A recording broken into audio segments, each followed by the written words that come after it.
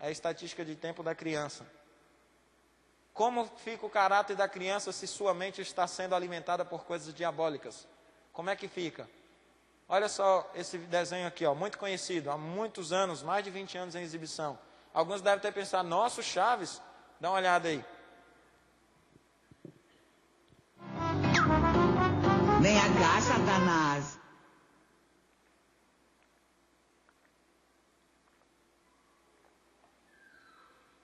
As crianças veem isso e acham engraçado. Satanás! Vem cá, Satanás! Satanás! Vem cá!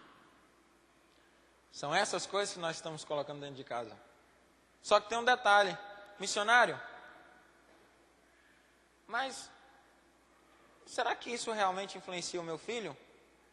Eu fiz um testezinho aqui, você é adulto.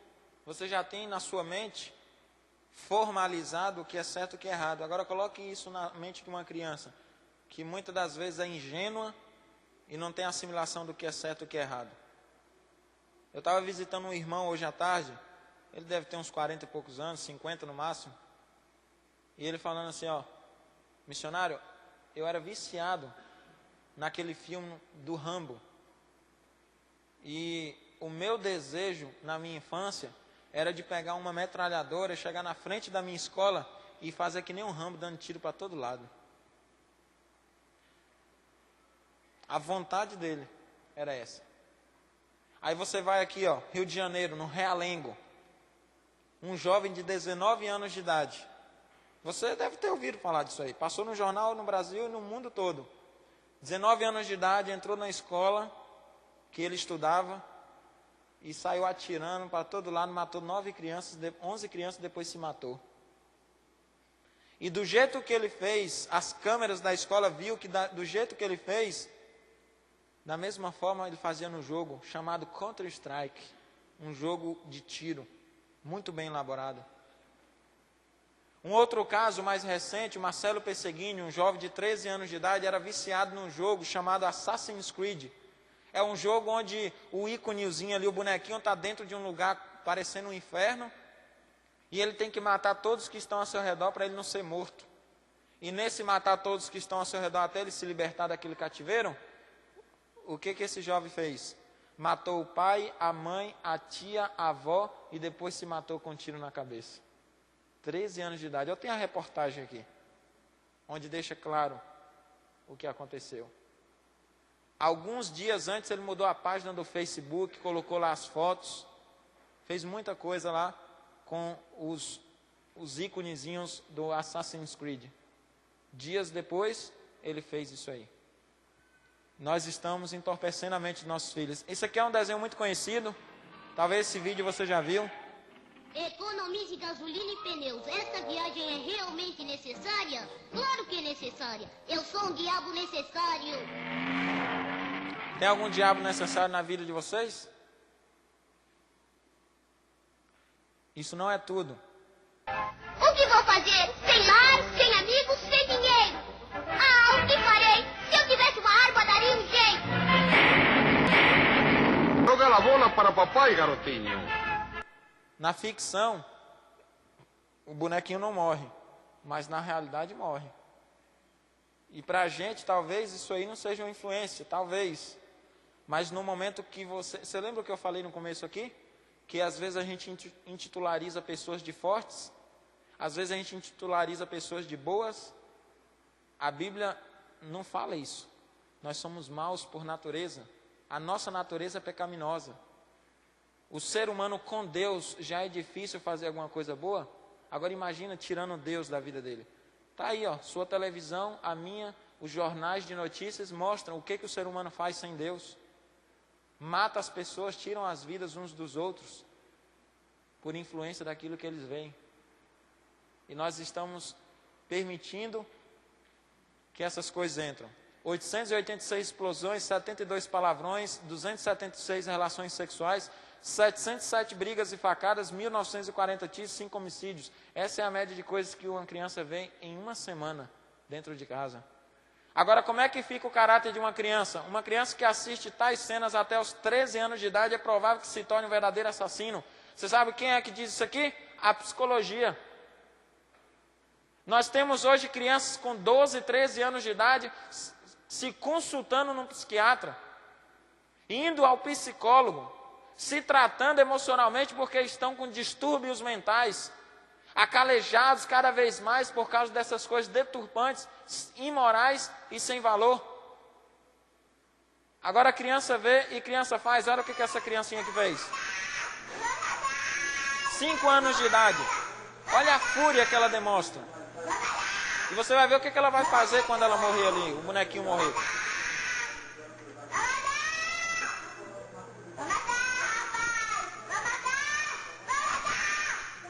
Se ela tivesse 8 anos a mais de idade, nem eu ficava perto dela.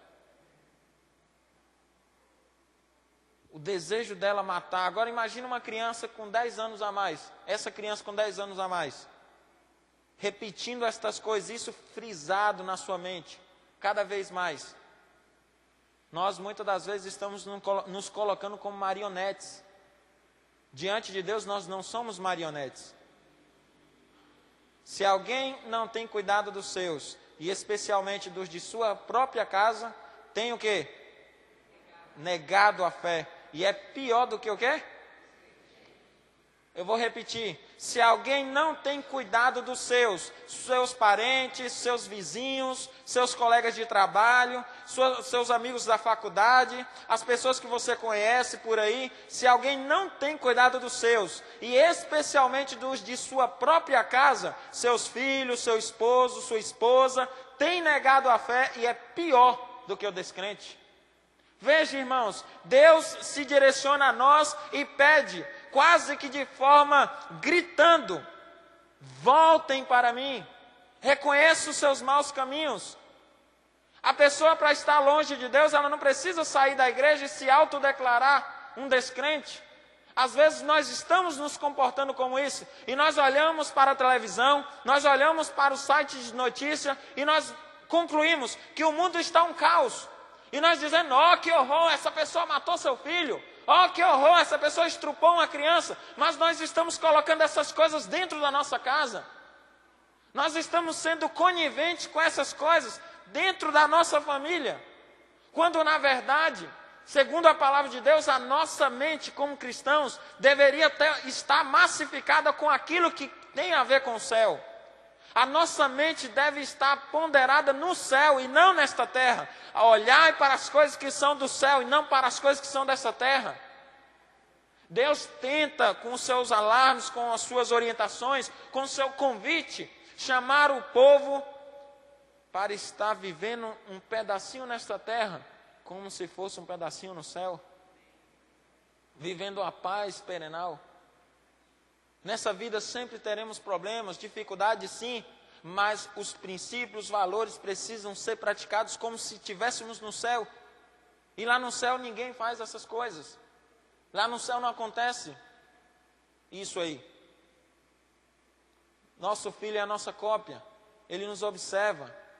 Essas coisas sem valores, sem moral, os pais desapercebidamente estão deixando seus filhos nas garras do diabo. E eles estão sendo atacados pelas serpentes modernas de Satanás. Nós precisamos entender que isso aqui não edifica a vida espiritual. Isso aqui não faz com que os nossos filhos se acheguem a Deus. Isso aqui não faz com que os nossos filhos vençam os seus vícios. Ao contrário, vicia eles cada vez mais. Coisas que não têm sentido, coisas que faz dos filhos e até mesmo dos adultos meros bonecos, influenciados por coisas deturpantes e sem valor. Esse é o caso do Marcelo Perseguini, que eu falei, o jovem de 13 anos de idade. Você pode pesquisar depois, essa é a reportagem, a gente vai pular aqui por causa do tempo. Agora, como você tem investido em seu filho e na sua família? Brinquedos, celulares, computadores, filmes são úteis, mas não edifica a vida espiritual. E eu quero finalizar falando para vocês sobre isso aqui, ó, culto familiar. Tem um negócio aí que está entrando em extinção, não é a onça pintada, é o culto familiar. 2%, irmãos, 2%. Agora, enquanto 2% está praticando, eu pergunto, o que está fazendo os 98%? Nós estamos tendo tempo para fazer muitas besteiras. Aliás, é muito estarrecedor dizer isso, né? Nós estamos tendo tempo para não fazer aquilo que agrada a Deus, mas estamos tendo tempo para prejudicar a nós mesmos nos caminhos do Senhor. Você tem percebido por que Laodiceia não tem conseguido encontrar uma vida espiritual vivificante? Por que Laodiceia não está conseguindo viver realmente os princípios que Deus tem dado para nós? Sabe por quê? Por causa disso aqui, ó. Não podemos avançar na experiência cristã enquanto não afastarmos de nosso caminho tudo quanto nos separe de Deus. A igreja não consegue orar fervorosamente, a igreja não consegue pregar com mais fervor, porque nós estamos sendo alienados, nós estamos ficando presos, nós estamos sendo massificados por coisas deturpantes, coisas que não irão nos ajudar na caminhada cristã. Isso tudo precisa mudar, o estado de coisas, a inversão de valores. São coisas que a gente precisa radicalizar. Radicalizar, sim, Jesus era radical. E o radical é diferente do extremista. O radical é aquela pessoa que sabe o que deve fazer e faz. Ela sabe o que é certo e faz o que é certo. O extremista é aquele que atribui a sua salvação às obras, quando na verdade não é pelas obras, é pela graça de Cristo. Mas nós estamos nos envolvendo de uma forma que não estão gerando bons resultados. A estatística está aí, cabe a nós, se nós queremos participar ou não das estatísticas. Quem tem sido o herói de sua família? Quem é que está sendo o herói da nossa família, irmãos? Nós estamos educando os nossos filhos para o céu ou para esta terra? Nós estamos vivendo num caminho em que está nos levando para o céu ou para continuar nesta terra? Para continuar neste mundo? Porque segundo a minha Bíblia, que eu acho que é igual à sua, diz que este tempo que nós passamos aqui nesta terra é um tempo limitado. É apenas um período que está nos preparando para nos encontrarmos com o Senhor nos ares. Nós estamos educando os nossos filhos para que eles possam dizer quando crescerem: pai, eu quero ser um médico, parabéns, porque é uma profissão muito eficaz. Pai, quando eu crescer eu quero ser um advogado, também é muito bom, exercer e executar e defender as leis. Pai, quando eu crescer eu quero ser um bombeiro, também vai ser útil, qualquer profissão é útil.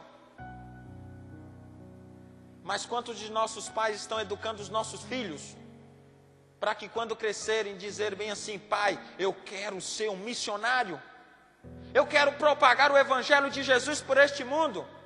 Eu estou falando para vocês há 52 minutos, eu estou perguntando: que tipo de vida nós estamos exercendo aqui? Que tipo de personalidade nós estamos passando para as nossas famílias? Aliás, para as nossas gerações. Se você for em Juízes 2:10, você vai ver que Deus fala assim, ó: uma outra geração passou, uma nova se levantou, mas uma geração que não conhecia a Deus, nem tão pouco aos feitos que Ele fez a Israel. Será que a geração que nós estamos educando nesta vida, será que a geração que nós estamos preparando para o futuro, é uma geração que conhece a Deus? É uma geração que vai repudiar o que é errado e abraçar o que é certo? Ou será que nós estamos criando uma geração fraca, débil, sem valor, sem ética e sem moral? Porque se nós não temos esse caráter sendo exercido e praticado na nossa vida, nós estamos vivendo uma vida inútil aqui.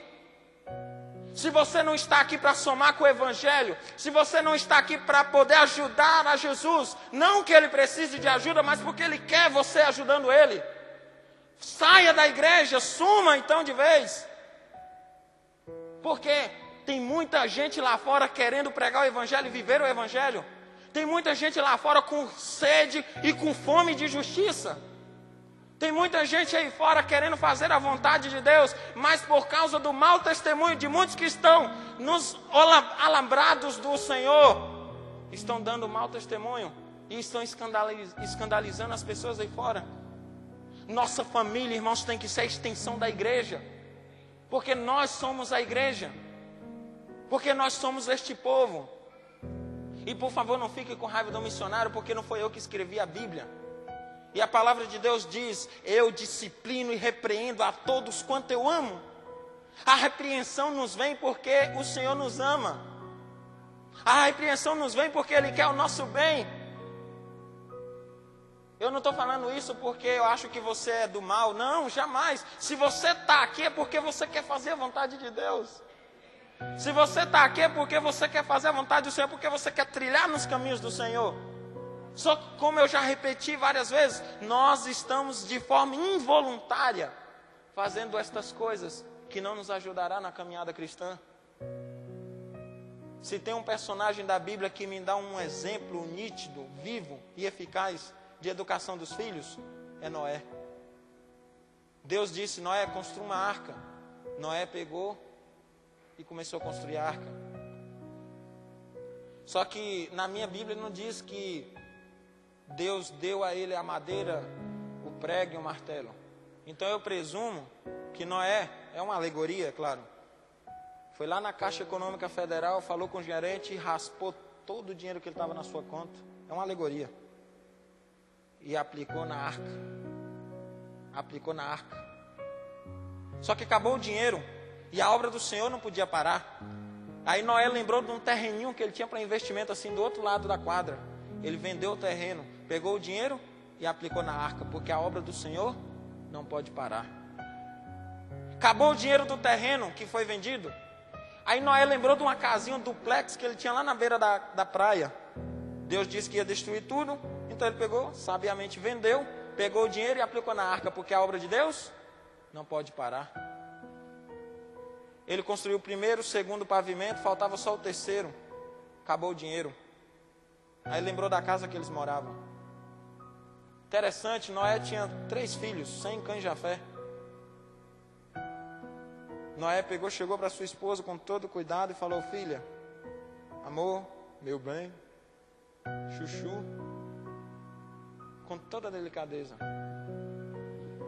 Deus mandou a gente construir a arca, Ele vai destruir tudo aqui. Então a gente não vai usar mais essa casa.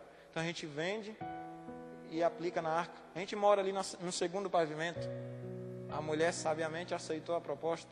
Venderam a casa e aplicou na arca. Talvez um dos filhos de Noé pensasse bem assim: o pai já está com mais de 500 anos, logo vai descansar, talvez aquele terreninho ali vai ficar para mim. O outro talvez pensasse assim: o pai já está com quase 600 anos, eu acho que aquela casa lá na praia vai ficar para mim. E o outro, talvez o mais velho, o pai já está bem velhinho, a mãe também está indo aí, eu acho que essa casa aqui vai ficar para mim, para minha família. Interessante, irmãos, as coisas que poderiam prender os filhos de Noé nesta terra, ele eliminou da vida dos seus filhos e aplicou na obra do Senhor.